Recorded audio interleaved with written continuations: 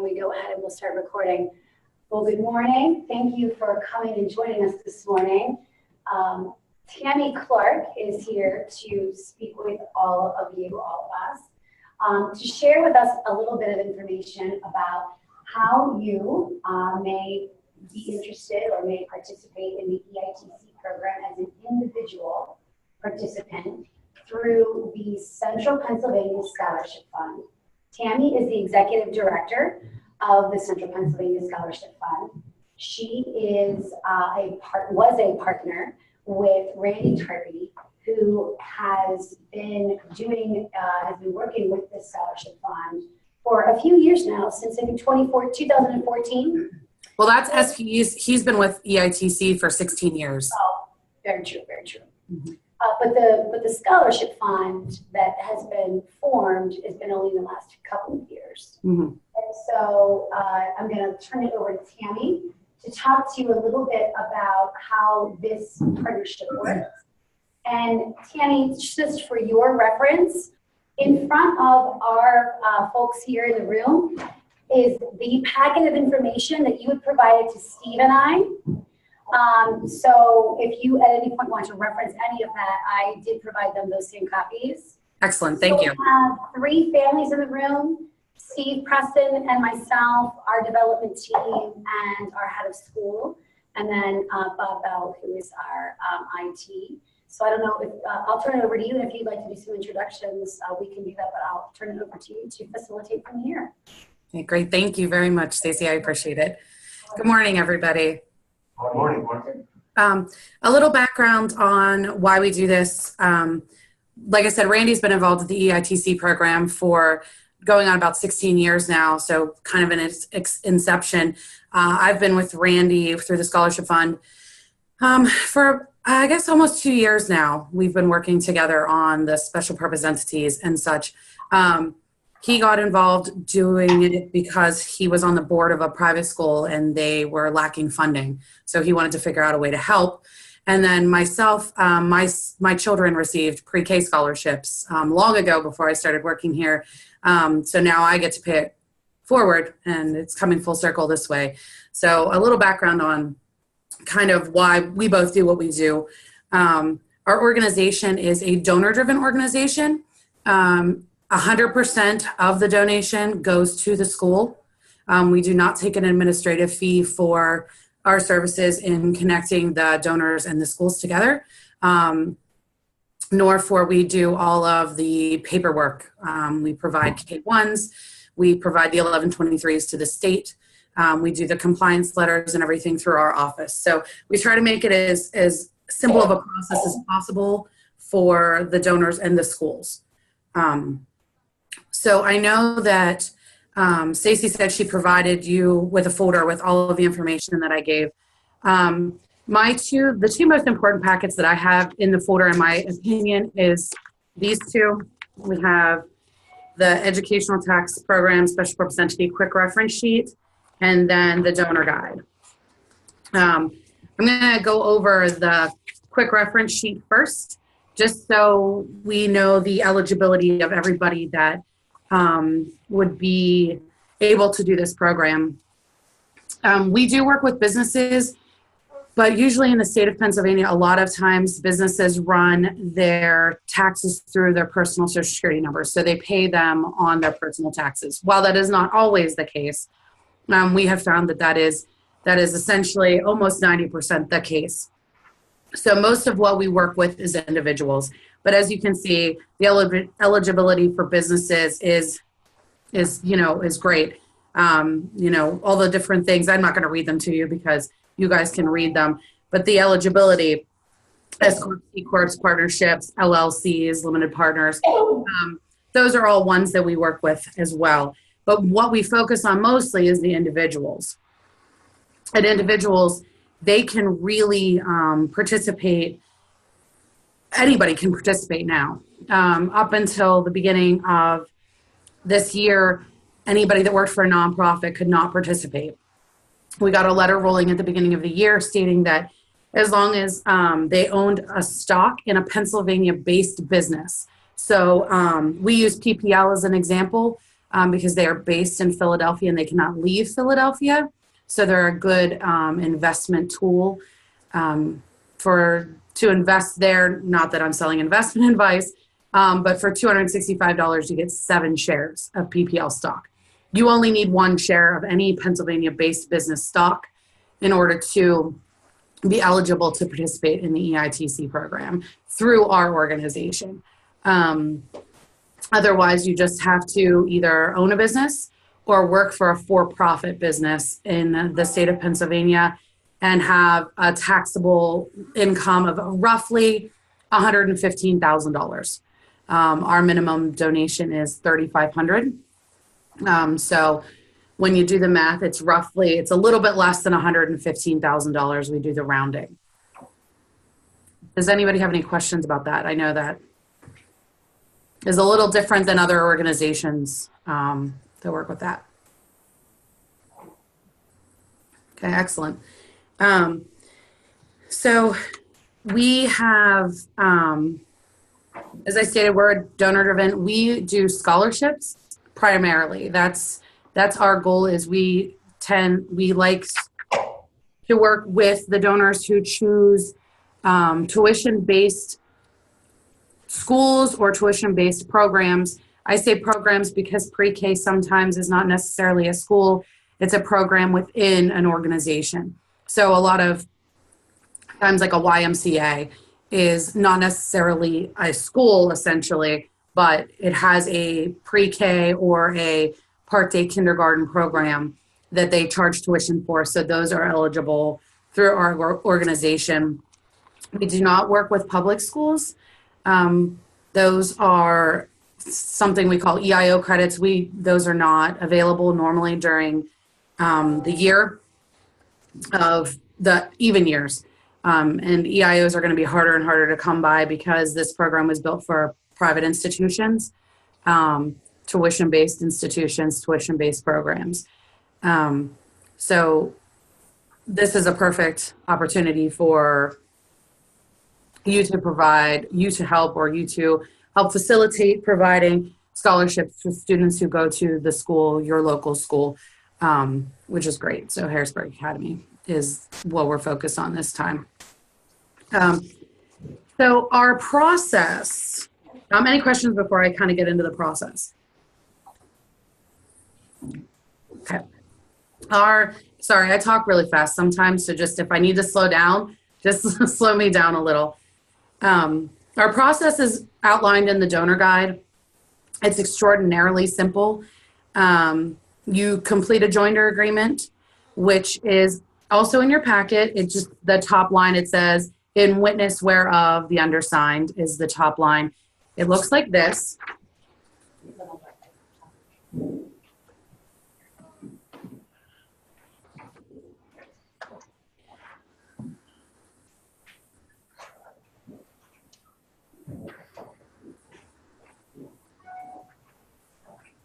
That is what we call our joinder agreement. It is essentially a reservation. So how we do it is very similar to like Expedia. You book your room on Expedia, but you don't have to pay right away.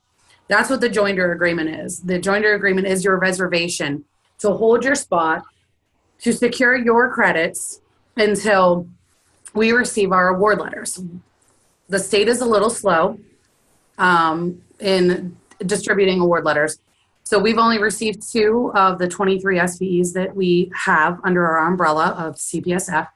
But I did contact the state yesterday and they're working diligently to get us those award letters for the rest. But we hold these joinders as reservations. Those are, most of the time, the left side is the one that's completed. That's the personal side. Everything is, basic, straightforward. You print your name, you sign it. Your significant other may also join with you particularly if you file together, if you file jointly. Whoever's name is the top line and the first Social Security number, those are the ones that are going to go on the K-1. If you file separately and you still wanted to do this donation, you just each have to fill out a joinder agreement. So that way it's under both of your Social Security numbers and you can both claim it that way. So that's the only page I need right away, is that very simple one-page paper. The bottom, right in the middle, there's the initial capital contribution and then amount of second capital contribution. We ask for a 2-year commitment. Now, we are fully aware that some jobs change. Some people work on commission. Sometimes you get a better paying job. Sometimes you lose a job and you have to take a lesser paying job. So we understand that sometimes life just happens. So second year, we are relatively flexible at this point in time with our charity, that if you need to adjust in the second year, that's a possibility. Also, a lot of times the first year initially, they want to get their feet wet. So people do the small contribution, the minimum, the $3,500. And then once it pays off for them, once they receive that $3,100 check, well, it'll be $3,150 essentially in July. When they receive that, they realize that the program works, and then they increase their donation. We're okay with that. I always try to have people remain in the program as long as possible, because once you're in, you're in. It automatically renews after the second year, the third year, fourth year, fifth year. We automatically renew you. You can pull at any time without consequence. But I try to be in constant contact with the donors and let them know kind of what's going on. So in February, you receive communication from me, and then in July you receive communication from me, and then at the end of the year you receive communication from me. So the joinder's the first part. Once I receive that, whether it's fax, mail, or email, you go into our system as a reservation. And then hopefully in the next 30 days, which it would be awesome, I would be requesting the first capital contribution donation check. It would be written to, I believe you guys have the Commonplace Scholarship #1 LLC. That's what your initial contribution check will be written for, will be the Commonplace Scholarship #1 LLC. Now, when the donation goes to the school, it comes from Central Pennsylvania Scholarship Fund. We don't send any checks from the Commonplace Scholarship, but that's the business that you are under. That is the LLC that you are a member of, a partner of. Okay? So the school will not receive a check from the Commonplace Scholarship. They will receive a check from Central Pennsylvania Scholarship Fund. Everything filters through that fund. We have, separate bank accounts, obviously, for every single one of our special purpose entities. We just take all of that and it goes to the Central Pennsylvania Scholarship Fund for distribution, which Central Pennsylvania Scholarship Fund is a 501c3 charity through the state of Pennsylvania. So we're all good there. And then... Can I ask a question? Yeah, of course. So, I didn't catch it. Did you say that Randy Harvey was still with the fund or not? He is the founder of Central Pennsylvania Scholarship Fund. So he is our CPA. He is our president of Central Pennsylvania Scholarship Fund. He is just not an employee. Okay. I actually work, his office is 2 offices away from where we are right now. We're in the same building. Okay. And so if you fill out this form now, Mm-hmm. then you say it's 30 days before it could potentially get approved? Yeah, they promised us our award letters at the beginning of December. So we're hoping that that's the case. But last year they didn't show up till December 11th. So I was getting my my donation requests out, the 12th and 13th. Okay, so let's just say you send that out, you receive it on the 15th of December. Mm-hmm. On the 15th of December, how quickly does that money then go from the time you receive the contributions to the school? It's up to the school, essentially. In January, because we run a calendar year, so we run from January 1st to December 31st. December 31st, everything is closed. So once I receive all my checks, everything is closed. As soon as we get back from the holidays, the schools get back into session, I contact them and let them know how much donations they received, how many credits they received, and then I work really closely with the schools. They get me applications for the students that are going to be awarded portions of these scholarships, and then we get the check out. So it can be an extraordinarily quick turnaround. Some schools actually already have their applications into me, so that as soon as I know how much it is, I send them a list and they divide the donations. I do all the applications here, or I know Stacy and I talked, you guys do, they're going to send me a spreadsheet of the students that qualify. Go ahead, Stacy. Yeah, so we, Steve and Christina and Jim and I met with STS, Single Tuition Solutions, who will administer our financial aid in this upcoming enrollment season. And as we go through that, and we are able to provide the students as we adjudicate financially through that process. That's for next year.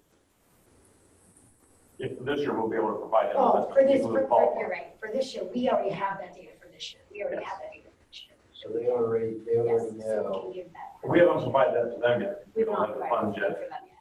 Correct. that come in for that. So how does that work? Do they have to submit something in advance to you asking for it? Or Before I send the check, yes, I need to know which students, for the state purposes, if we get audited, we have to know which student received the scholarships, which Stacy and I, we said we'd work really closely together. She's more than welcome to send that to me as soon as she has it, but we figured we'll do it this way, that as soon as we know the amount of the scholarships, then they can break it down per student. I get that list, and then I put the request in, and our CFO, Casey Freeze, she writes the checks, she prints the checks, and we go. So it can be less than a week turnaround from the time I hear from the schools till the check is dispersed. if somebody makes a contribution, let's just say by December 15th, so then in February of 2019, then you send out a notification that says that I contributed 35. So it applies to the 2018 year tax, right? Yes, correct. Yes, you'll receive a K-1 in February from our organization. So I'm going to apply that. I'm sorry? I'm going to apply that money as credits for 2018. Correct. Okay. Yes, anything right now is 2018. It'll go on your 2018 taxes. It's a two-year commitment. Correct. So it would be your commitment. Previous year. I'm sorry, say it again. During the previous year. Not the previous year. It would be 18 and 19. Okay, but the amount mirrors the previous year. It does. It does. Unless, like I said, unless life gets in the way. And then if something has to change, we can work with you on that. Okay. Can it increase from the previous year? Correct. And Tammy, you are expecting, well, it's on a first come, first served basis, because you're expecting that all of the credits will be used up? We ran out of credits last year. Yes, we're anticipating we're going to go through, unless we underestimated what we're hoping to receive. We applied for $15 million in credits in May, and then we applied for another $27 million in credits in July. We're only anticipating getting $7 million in our July credits. We could get more, but we don't want to over guess what we're going to get. We underestimated what we got last year, so we want to kind of be. You applied for 42 million and you only received 7 million. In addition to 15 though. We will receive 15. Last year we were at 7.5 million. But what we've been doing is we've been acquiring SPEs from schools and managing them. The schools get a portion of, they get $250,000 guaranteed of that SPE, the school does, and then we manage it. But they're SPEs that have been in place for a long time. So those are guaranteed to get us credit. So that first 15 million, the ones that we applied for in May, we are guaranteed those 15 million because we also applied for $4.5 million in pre-K. And then it's the other 27 million that we applied for that we're not guaranteed. We're not sure. We're hoping for, if we would get 12, that would be great. We're guessing 7. Okay.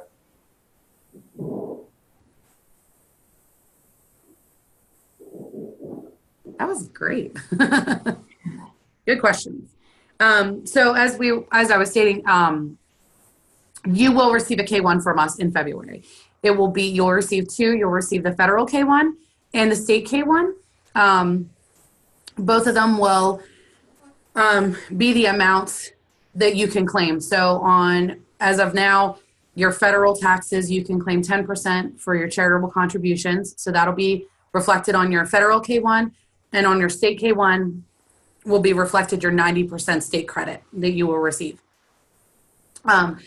You'll also receive a packet from me that is just your information. It will be a copy of the award letter for the special purpose entity that you're in. So this one will be the Commonplace Scholarship LLC. You'll receive a copy of your joinder agreement that is signed by Randy Tarpey, our managing partner. You'll also receive a copy of your 1123, which we do all of those 1123s and send them to the state. So your copy is just for your reference. So that'll also be in your K-1 packet that you will receive in February. And then it's just business as usual. You file your taxes just like you would every other year. You'll receive your credit check in July of 2019. The state does delay the credits. Now, the same thing is you'll receive that credit, but if you underestimated your state taxes or you paid estimates for your state taxes, you'll receive that money back just like you would a refund for your taxes. So if you committed $3,500, but you paid $5,000 in state taxes and you only owe $3,500, then you'll receive that $1,500 back normally that you normally would if you would overpay your taxes just like every other year. So you're not in danger if you did pay, if you did already pay estimates, then you're not in danger of losing your estimates, if that makes sense, losing that donation. And then also in July, once you start receiving our checks back, and if you don't receive them by August, we usually ask that you contact us. We haven't had too many issues with anything, with people not getting their refund, their credit checks returned. I will contact you in the summer, and I will ask you if you're still participating in the program.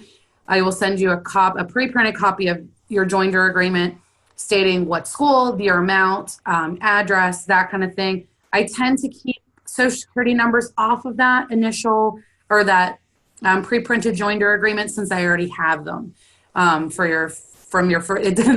doesn't change. Your Social Security number remains the same, but addresses and amounts, such schools possibly could change. So you'll receive that from me in July. I never need anything back from you unless you're going to change things. So if I don't hear from you, I just assume that you're staying in with that commitment the same, and we go from there. And then the whole system starts right back over again.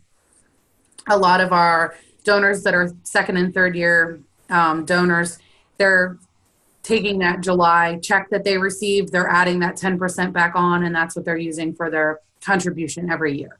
So that's something to consider. So you have to put it out initially at the first time, and then the second time you can just kind of keep going.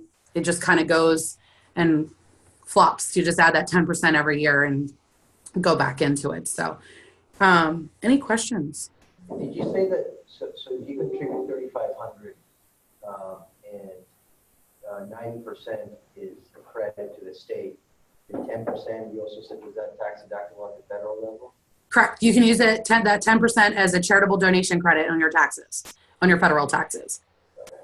So you essentially get to claim 100% of your donation. It's just 90% goes to the state and 10% goes to federal. But the state taxes that you quote unquote owe, that has to be adjusted by the 90% of the $3,500, right? Because you're receiving a credit. Or yeah. They'll take care of all of that on your taxes. Okay. Or do you adjust that in 19? Well, you could adjust that in 19. Yeah. Usually the accountants just tell you to do business as usual. Just don't pay your estimates. If you're going to continue that second year, don't pay your estimates and save them to the end of the year so that you can use that for your contribution. That seems to be the suggestion for most accountants. I'm not an accountant. Randy does all the accounting things for that. Okay. business wants to do the EITC, we do it through this. I'm sorry, say that again. You guys are a little bit far away. Business wants to do the EITC program, we do it through this. A business? If you would like to do it this way, we definitely could do it this way for you. As long as my only concern is just make sure that you as a business, that your taxes actually run through your EIN, not through your social security number. Because if I turn in an 1123 with your EIN and there's no state taxes to it, they'll kick it back and then your refund will be delayed. Tammy, actually, that's a very good question for other reasons. Because it's often hard for a business to be approved for the first time in the other normal EITC process, when people speak with us or when we're speaking with them, and we know it's sometimes difficult for them to get approved in the first year, are you then saying that working through your LLC is really the possibly the faster and more surefire way to get approval? Absolutely. Okay. Absolutely. Okay. And like I said, we don't work with a ton of businesses just because in Pennsylvania, a lot of times it does go through the social security number. I would say probably out of like the close to 4,000 donors we have this year, I think only like 9 are businesses, because all the rest, they're business owners or business partners, but they all run through they split and they run through social security numbers. So I am all more than happy to do businesses. But I just expect a call from me just to be like, now, does this run through your social security number? Or does this run through your EIN?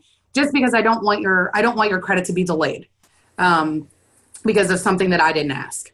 That's all. And our limit, not that I'm not sure, because I'm not sure what businesses you're speaking of. $500,000 is our max that we go. Now, towards the end of the year right now, I'm pretty sure we don't have $500,000 available for one company. But in the future, $500,000 is the max that I'm comfortable going. So I set that limit for myself. That's more than half of one of our SBEs. So. Another question. Mm-hmm. Because we're anticipating that the word will spread throughout our community about this opportunity, and it will take time, but nonetheless. So December 31st is really the deadline in order to have the best chance at in fact being included in the credits. Is there any chance after December 31st for a family, for an individual to submit a joiner form? If I receive any after December 31st, I'm going to put them in my 2019 folder. That's just where they're going to go. The donors will be aware that I'll put them in the 2019 folder. Last year, we were very lucky. We received second chance credits last year. So all of those people that we didn't have credits for last year because we ran out, I contacted them at the beginning. I guess it was March. We started working, which is crazy because it's tax season. So that was fun. But we contacted them, and a lot of them did utilize the second chance credits. So anybody that I would receive after December 31st, I would contact them, let them know that they did not make the cut for 2018, but they're in my 2019 folder. They will be my first contacts if we have any second chance credits that come available. And if not, they're first in line for 2019 credits.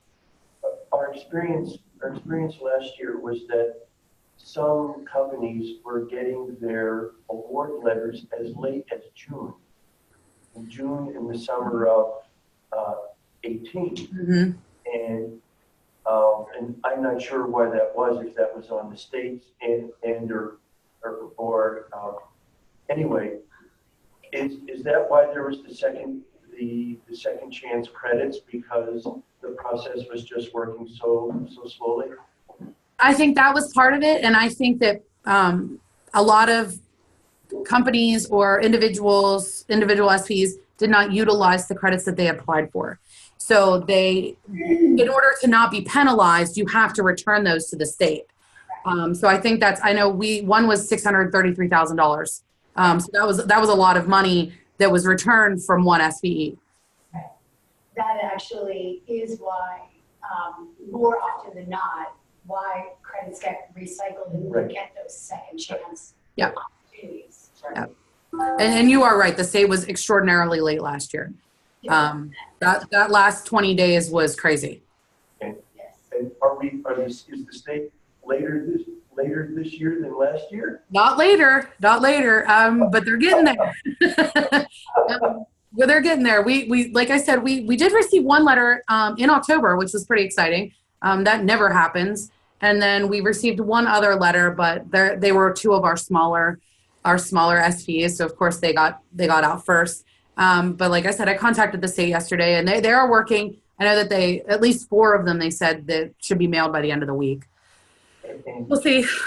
Kevin, what is the total EITC allocation for scholarships for non-public schools this year?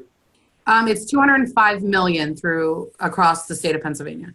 They gave us an additional $25 million with the budget this year, which was pretty exciting, which is why we were kind of confident in getting maybe the 7 out of the 27 million that we applied for in the second round. And pre-K is something that we're really just putting our toes into. We haven't really applied for pre-K credits before, so we're dipping our toes into that. We're really excited about it, though. We have a lot of individuals that would like to support public schools and they cannot.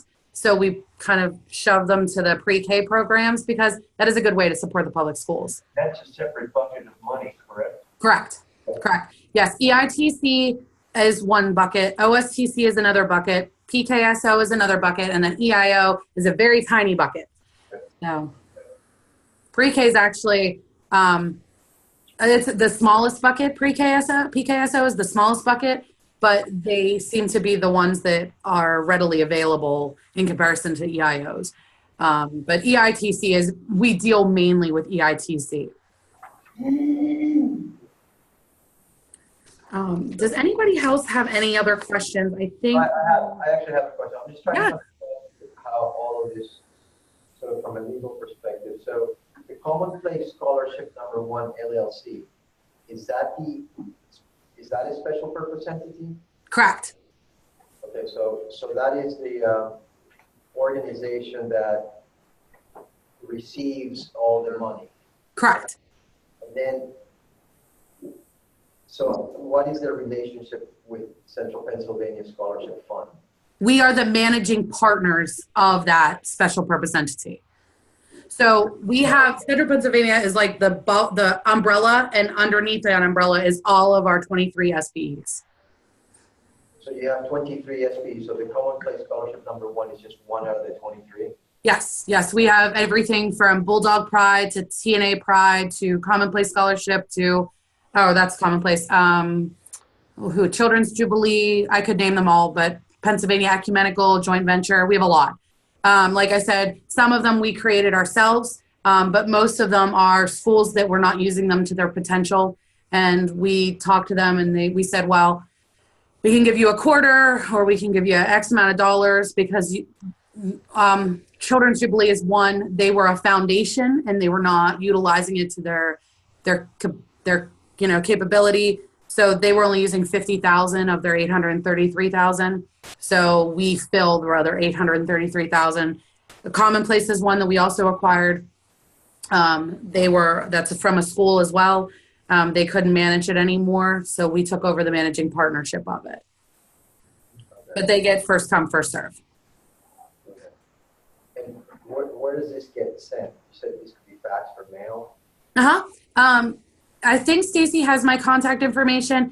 The address is on the bottom of it. You can attention it to me, Central Pennsylvania Scholarship Fund, 227 Jefferson Avenue, Tyrone. But Stacy also has my email as well as my fax number. You can fax it to me as well. Email's probably the fastest way for me to get it. If you do it securely, that's fine. Send me a separate email with the passcode, or give me a call and leave me a voicemail if I'm not in the office, and we can do it that way. Most of them come via email now. Okay. Yeah, awesome. Anything else? All right. Thank you guys so much for coming and listening. And Stacy has my contact information if you guys have any further questions. Randy is also in the office, so he can probably answer any questions you might have accounting wise that I can't fully answer. All right. Thank you very much. Thank you very much. Thank you. Thank you, Julie. Thank you. Oh, it's so early in the morning.